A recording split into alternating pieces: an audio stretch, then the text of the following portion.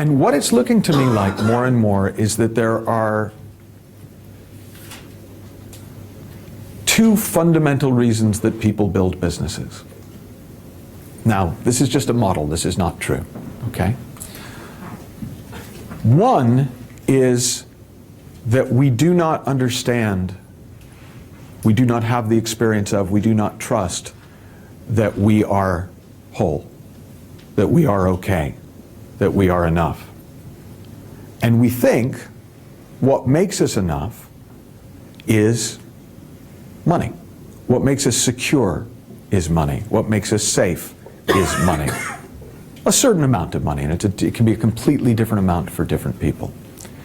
And we work out, if we're business builders as opposed to employees, like if that's what we're drawn to, that a business is a vehicle where you put work in, or ideas in, or creativity in, and money comes out its butt.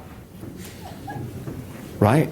And so we think, well, this is great. I don't have to keep doing it. I can build this thing, and if I feed it, it will poop out money, and then I get the money, and then I'll be okay.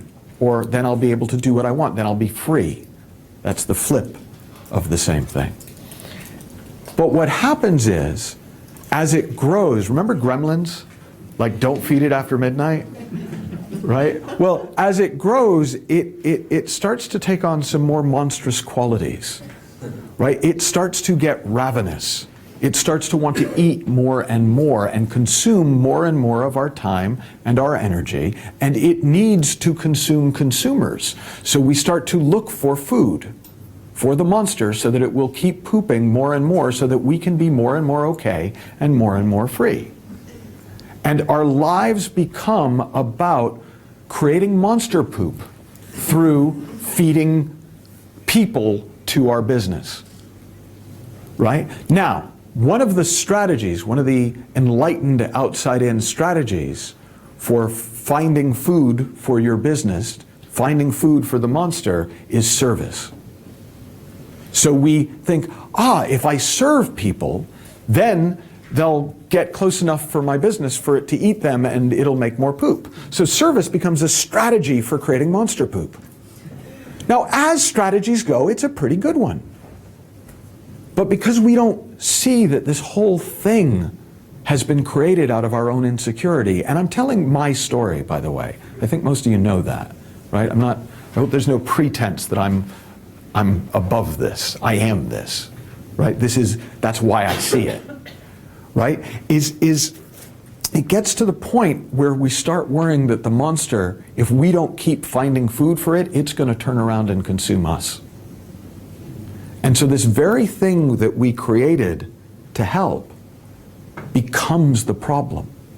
It becomes this giant manifestation of the thought that it was created out of, which is that I'm not okay, I'm not enough, I'm not safe, and I'm not free. Yay, business! Right? But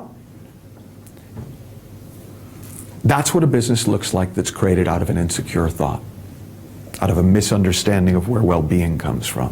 What if you hung out in nothing and realized that you were okay in nothing, and realized that you're free in nothing?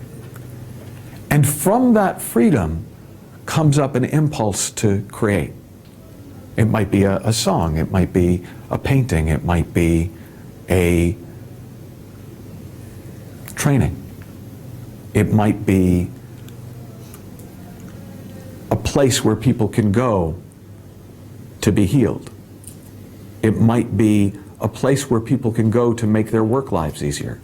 It might be a place where people can go to style themselves, to find a way of being in the world, of taking their form and making it an expression of that inner wisdom, of that inner self, of that inner love, whatever it is, right?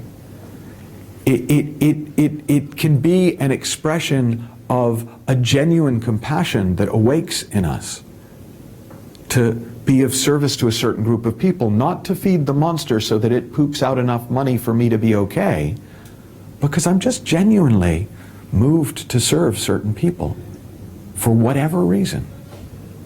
Well, then my business is an expression of that. It is coming from the inside, from nothing, into form, into service. Then when I look out at the world, I don't see potential monster bait. I don't see potential monster food for which I need to create monster bait. Right? That would be a more accurate way of describing marketing. Right? I now see people that I can help or I can't, and that I want to help particularly, or I don't.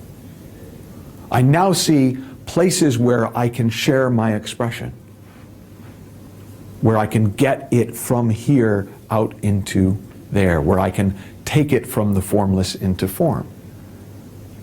And consequently, my relationship with people is very different, because I'm not selecting them for, monster food, right? I'm just being with them and seeing them. And if I see an opportunity to do what I do,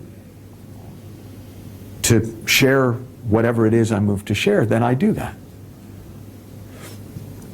And the business starts to take care of itself.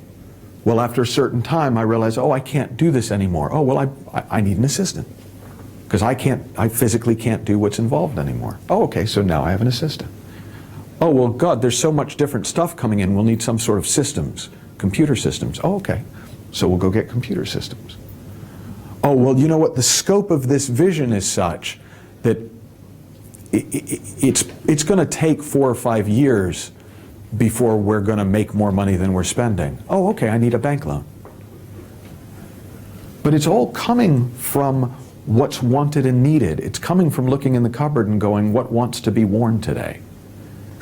Right? It's not coming from my insecure thinking. It's not coming from my fear. It's not coming from my lack. It's not coming from my restriction. It's not coming from a place of cleverly tricking people into being eaten by my monster, so that it will poop out money, so that I will be okay. Now that's different, right?